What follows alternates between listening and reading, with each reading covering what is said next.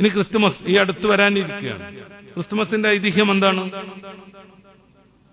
ദൈവം മനുഷ്യനായി ജനിച്ചു എന്നാണ്. ദൈവം മനുഷ്യനായി ജനിച്ചു.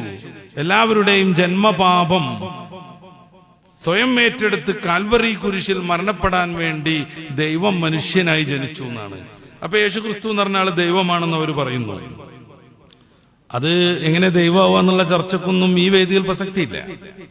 അദ്ദേഹം ജനിക്കുന്നതിന്റെ മുമ്പേ ലോകത്തെ പരിപാലിച്ചത് ആരാണ് എന്ന ചോദ്യത്തിനും വലിയ അർത്ഥമൊന്നുമില്ല. എല്ലാവരുടെയും പാപം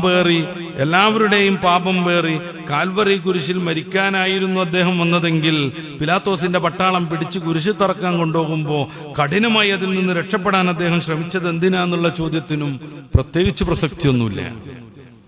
എന്തിനാണ് കുരിശിൽ കയറിയിട്ട് പോലും എലോഹി എലോഹി ലമ്മാ ശബക്താനി, ദൈവമേ ദൈവമേ നീ എന്നെ കൈവിട്ടത് എന്തിന് എന്ന് ചോദിച്ചത്?